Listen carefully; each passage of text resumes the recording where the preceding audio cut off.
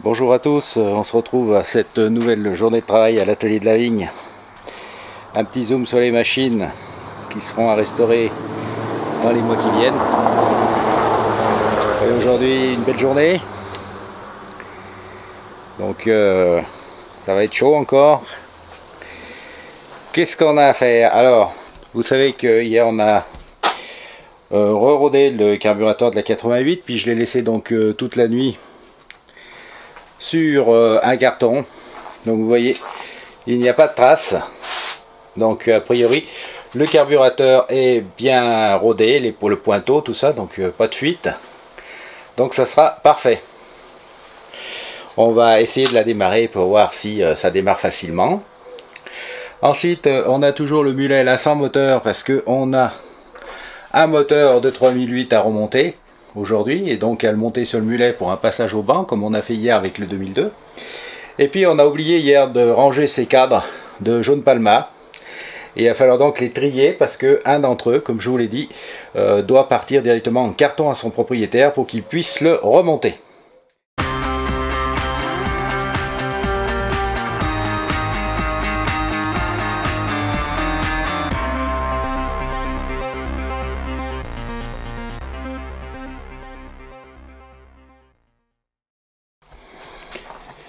Bon voilà, donc tout ça à faire aujourd'hui, et la première chose à faire pour avoir l'esprit tranquille et savoir si on revient ou pas pour bricoler ce moteur de 88, c'est d'essayer donc de la démarrer. C'est parti. Ouf. Bon bah a priori, problème carburateur réglé. Il ne nous restera plus qu'à faire un essai routier avant de remonter tous les capotages et d'avertir le client que ça va vous être prêt. Bon ben on va arrêter.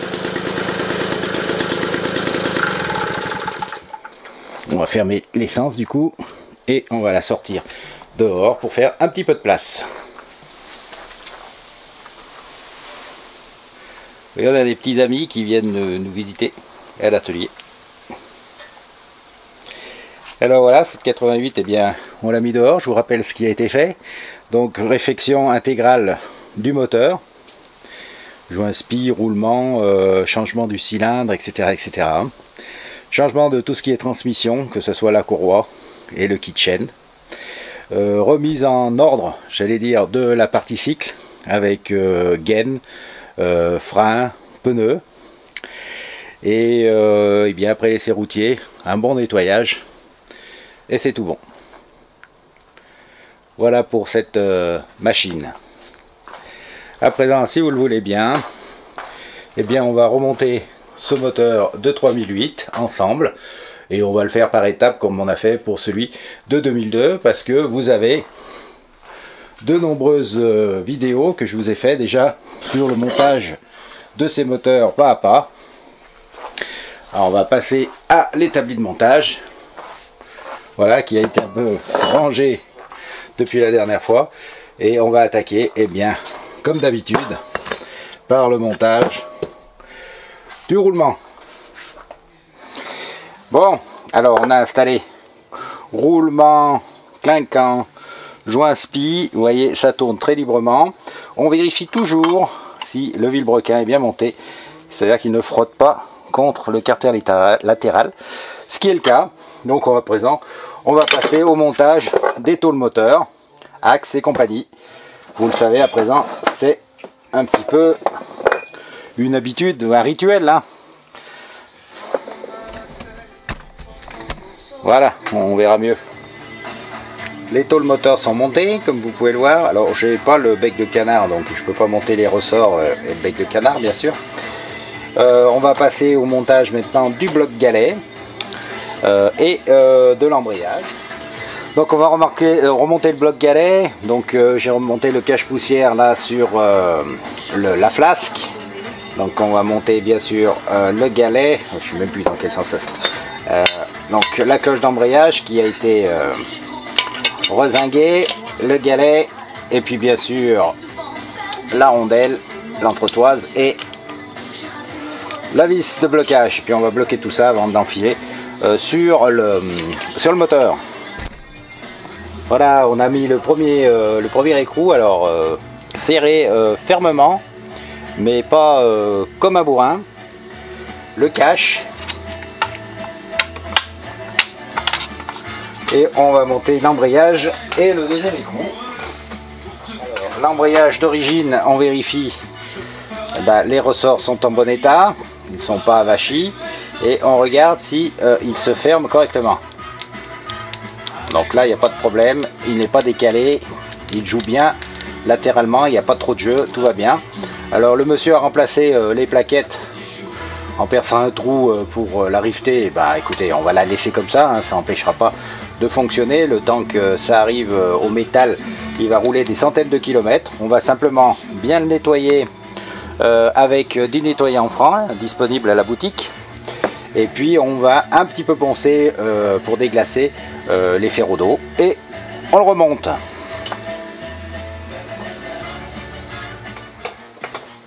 Voilà, on met l'embrayage, croix à l'extérieur, hein. Vous le savez. On va bloquer tout ça. On engage l'écrou.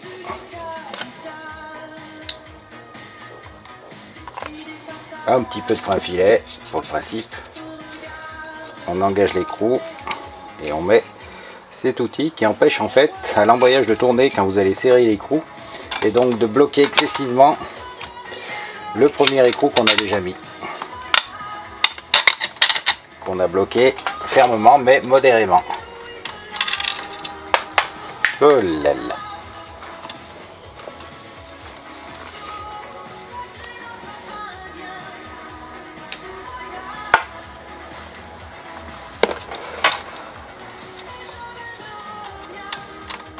On va bloquer l'outil vite fait.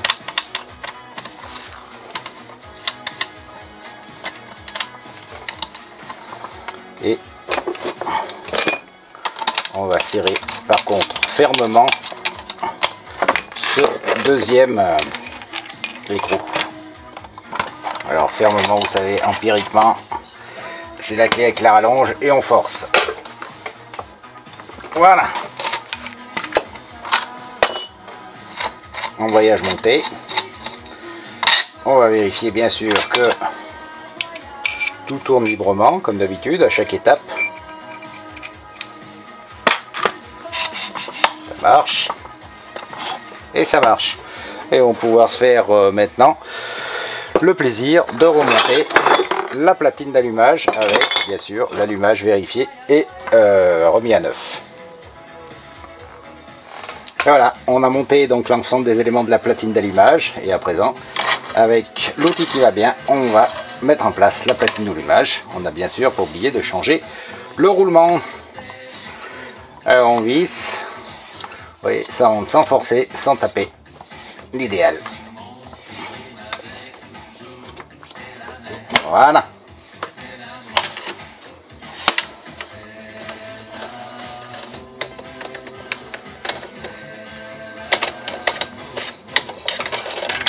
Hop.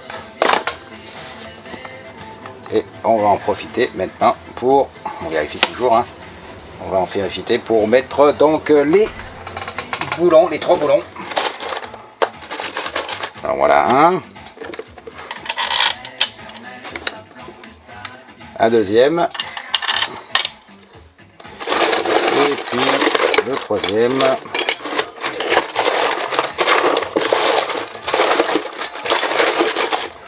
Pas le temps de ranger les pièces, voilà le troisième. Et on bloque tout ça.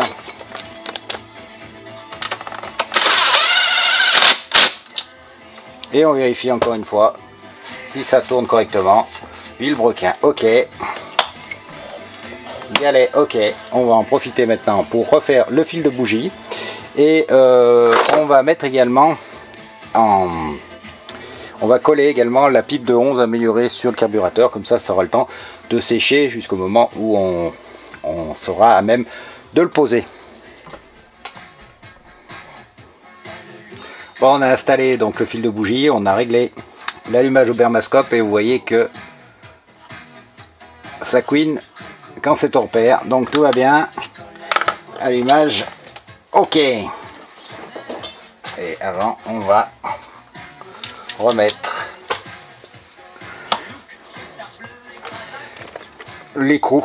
Alors, faut toujours, quand on fait des tests sur l'allumage, bien remettre l'écrou et le serrer, parce que sinon on risque de claquer la petite clavette là qui est dans le volant magnétique, et après on a des problèmes pour recaler correctement l'allumage, parce que après il faut une pige pour bien caler l'allumage correctement. Alors on va remettre ça là pour l'instant. Alors je crois que quand j'avais démonté, il y avait un problème à la bielle. On va vérifier ça ensemble. Ouais, il y avait une salade de bielle au niveau du roulement inférieur. Alors il est complètement...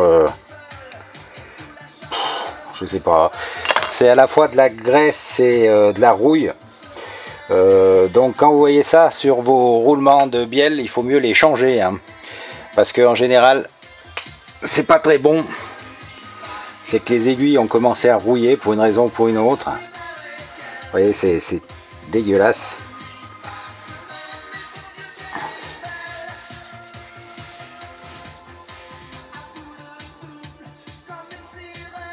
On va essayer de nettoyer un petit peu. Des fois que ça soit que superficiel. Mais si vous voyez de la rouille sur les aiguilles d'une bielle, changez-les, hein. Changez le roulement. Je revérifie une dernière fois. Je sais, il faut être assez maniaque, hein. Je suis désolé. Allez, ça va être bon. On va graisser ça.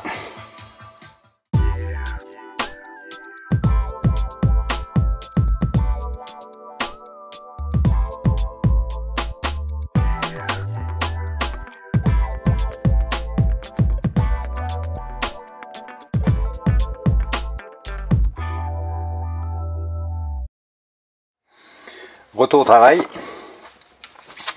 avec la pose donc du... Voilà, on a mis le carter latéral. Maintenant on serre au couple avec la clé dynamométrique comme d'habitude.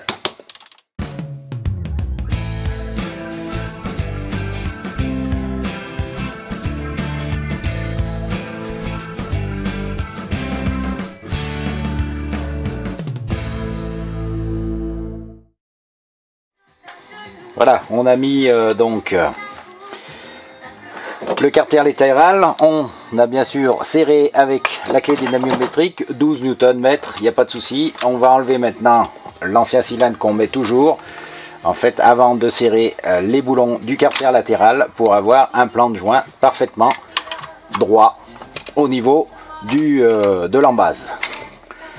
Allez, on enlève ça à présent et on va monter le piston et le cylindre. Alors voilà, comme vous le voyez, j'ai installé le piston et les segments. J'ai retiré le cylindre repeint du four. Alors vous voyez, avec une peinture noire brillante comme à l'origine, et donc qui est à sécher au four, ce qui lui donne beaucoup plus de résistance à la chaleur, mais également aux huiles et autres hydrocarbures. Et on va maintenant monter le joint d'embase, bien sûr, et puis le cylindre dans le piston. Monter, pas de problème. On va passer maintenant à la culasse, avec bien sûr le rodage de la soupape de la culasse. Alors on le fait avec bien sûr des outils que l'on peut trouver à l'atelier de la vigne. Alors d'abord une fraise pour roder donc les sièges de soupape, et puis ensuite on termine finement avec de la pâte à roder, et la soupape elle-même avec un petit tournevis. On tourne jusqu'à ce que ça soit très finement j'allais dire rodé, et qu'il n'y ait pas de fuite à ce niveau là, puisque une fuite à ce niveau là peut occasionner eh bien une perte de puissance naturellement du moteur. Alors on a bien remis l'intégralité de la culasse en place. On a réglé la soupape de décompression, je vous le rappelle, il faut la serrer à fond, puis la desserrer d'un tour et demi. On a enduit les goujons avec de la graisse haute température qui est disponible à la boutique de l'atelier. On a bien monté tout ça. Et maintenant on va finir de serrer avec la clé dynamométrique également à, comme c'est un cylindre en aluminium, à 12 Nm, ça suffit largement. On en profite aussi du coup pour mettre le câble de bougie en place. Comme ça on ne le cherche pas après, et surtout on risque pas de prendre un coup de jus quand on voudra tourner le moteur et on aura oublié de mettre le câble qui lui n'aura pas oublié de se mettre à la masse. Et de vous filer une châtaigne. Voilà. Alors le fil de bougie est à nouveau disponible à la boutique de l'atelier de la vigne, qualité Bosch, donc c'est un fil de bougie digne de ce nom. Bon ben voilà, une grosse partie du moteur est faite. Alors avant de tester l'étanchéité avec le petit outil qui est aussi disponible à l'atelier, un testeur d'étanchéité de moteur Solex, on va mettre le dernier élément, c'est-à-dire la pompe à essence, puisque avant de tester l'étanchéité d'un moteur, il faut bien sûr mettre la pompe, puisqu'elle fait partie intégrante de l'étanchéité du moteur. Donc la pompe a été remontée, je vous cadre. S'il y a des petites cosses comme ça, n'oubliez pas de les remettre. En fait, ce sont les... Alors je l'ai mis à l'envers. Ce sont les cosses qui sont nécessaires pour la masse sur certains Solex. La masse de l'optique avant. Voilà. On serre donc, comme je l'ai toujours dit, modérément, hein, les 4 écrous. S'il y a une fuite, on verra après, on resserrera légèrement. Et voilà. Maintenant que la pompe est mise, on va bien sûr remettre le boulon de vis de purge, de vis de calage, pardon, pourquoi je dis toujours vis de purge, dire de calage. On va reculer un petit peu. Vous voyez que le moteur a été, remonté. J'ai monté donc le réservoir de test. Et puis ben, ce qu'on va faire à présent, on va regarder si l'essence, comme d'habitude, arrive au carbu. Et puis essayer de le faire péter sur le pied d'atelier. On regarde si l'essence arrive.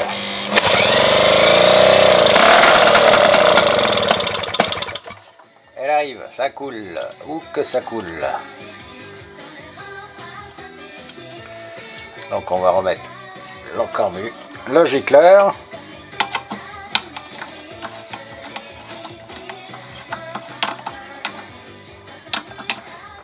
Tac. Et on va démarrer ça.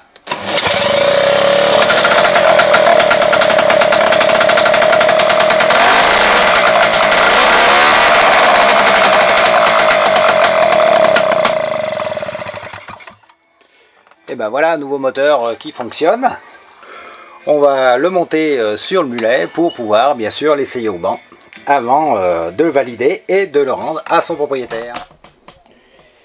Et ben voilà, comme vous pouvez le voir, le moteur est monté sur le mulet. Il me reste plus qu'à monter la manette des gaz et on terminera donc ce Solex par une petite vidéo sur son fonctionnement au banc.